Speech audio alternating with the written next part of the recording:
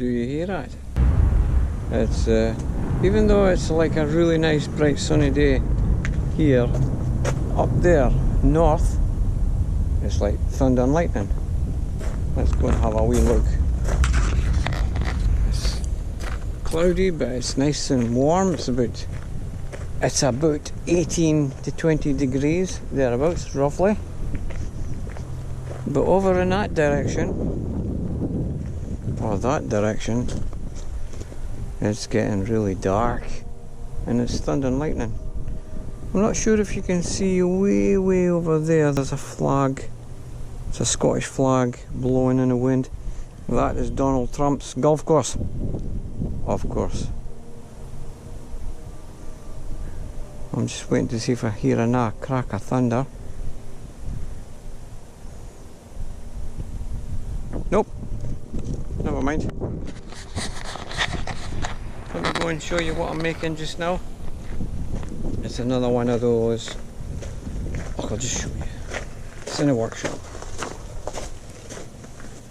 Less waffle. Here it is here. Now normally I do a bigger drawing on this, but I'll let you just have a wee look. Here it is. That's it there. Now this is my drawing for my client. Of course, I gave him a bigger drawing than that.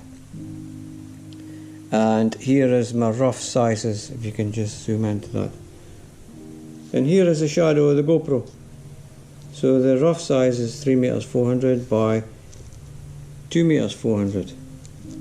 But when I actually go to survey the job, here's the actual sizes I get.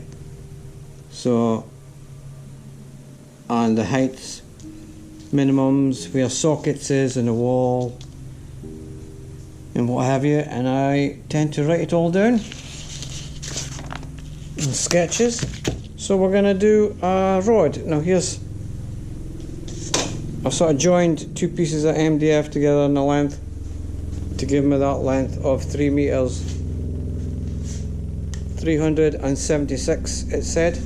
So now I'm going to first of all mark the center, and then I'm going to plot like my columns, my carcasses, my doors. Close this door.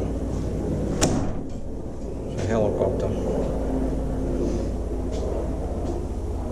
So like that, if you look at the drawing here, you will see that I've got these columns. Nothing fancy with this job. There's no fluted columns. Everything is form, follows function. Even the cornicing. If you zoom in, you'll see the cornicing is quite straightforward. And capping off. The shelves all have solid oak fronts on them. I call them anti-sagging fronts. So we've got these columns. Now they're about 60 millimeters. I'll just write it in here. I've actually got it at 58 millimeters wide. And I tend to scribble all over my drawings. I can always go back on the printer again and print out a fresh one, but this is my survey drawing. So 58 millimeters. So I went and cut a wee block, and here it is, 58 millimeters. Now I'm going to use that. This is my starting. This is the wall here, so I'll place that and I'll mark round it, and then I'll go to my center and I'll put a center line on here, and I'll line it up with my center of there, and then I'll draw around that. Now that is this one, that's the center here, and so forth. So the more information that you put in a rod, the better it is, and it will highlight any issues that you might have when you're making it. So I'm going to set the camera up and I'll do a wee time lapse of me drawing everything out on the rod, and we'll see how we get on. That's what I'm talking about. Wait! Okay, now, from the beginning.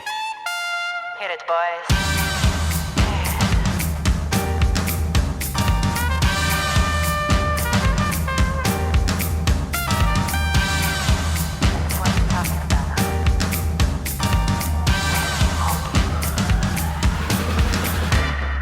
All young men with suits and ties just sitting in Okay, that's it. More or less done. I've drawn out on the rod. This is a wee reminder.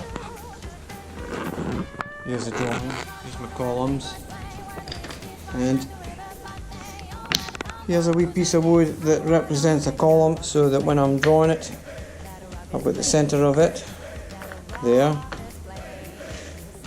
So that's the column in front of the unit. This is the carcass, either side. Of course it's like 500 millimeters deep. And this is where I butt my tape measure against because that's the wall. So I glue that piece on, butt my tape measure up against, draw my blockies, draw my columns, draw my carcass in. And so this is carcass 1, 2, 3 and 4. That represents 1, 2, 3 and 4. And here is a side view because look, I've got the base unit. So I drew that in. I've got 90mm for my kicker. And then I've got my door. And then I've got my top. So it's up to there. And it should be 700mm to the top of the unit, as I've got on a drawing. Being a bookcase, you get all these different heights. This is what the customer wants. She wants storage, and I believe that there are some sockets on the wall which she wants to be able to access, so I'll have to make sure that we can make access holes. There's going to be printers and things like that inside it. So now that we've drawn it, we've got everything we can take off. I'm finding that my size is 770, or the base, the inside size is 770 millimeters to the inside of it, the unit.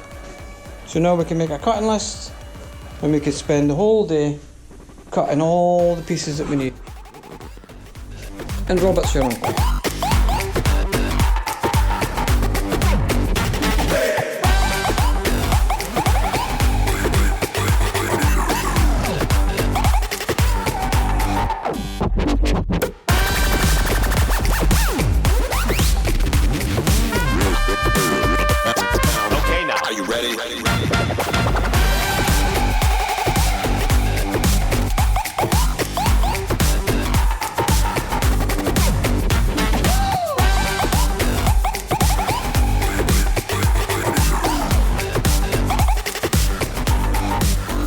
Saw me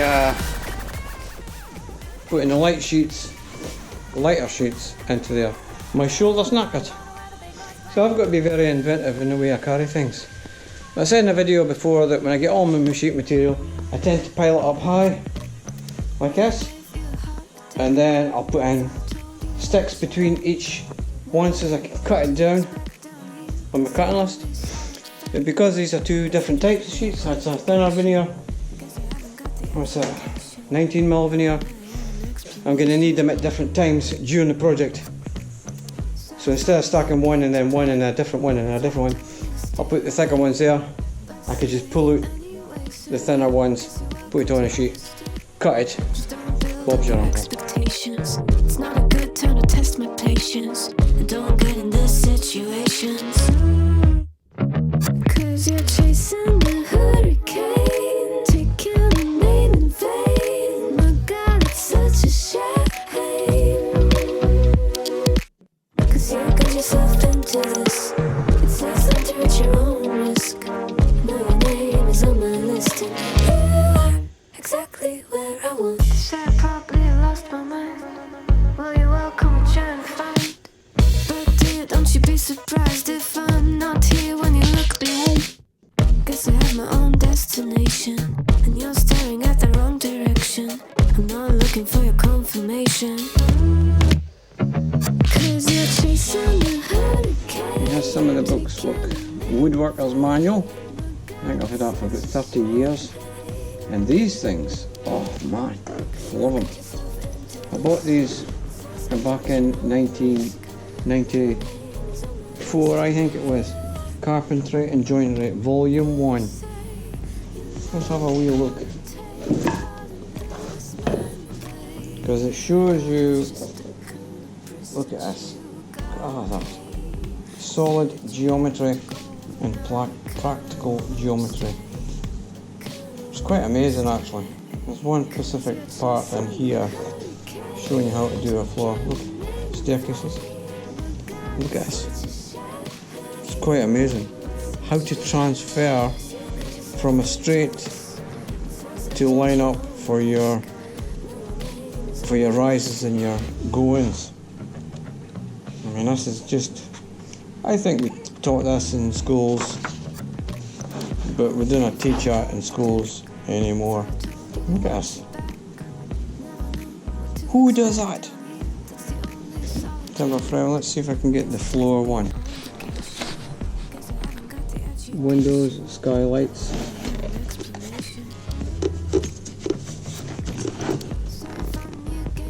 Vaults, niches, floors and ceilings. Let's have a look at this.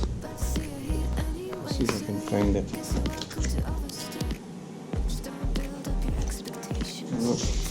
Pull out drawing. Whoa. It's how to span like a 5 meter or 6 meter even, or 7 meter with a 5 meter length of timber.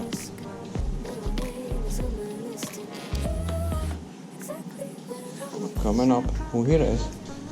Oh, I've even got a bit of paper on it for it one. Look. You see how it crosses into each other? I'm sure there's a name for it.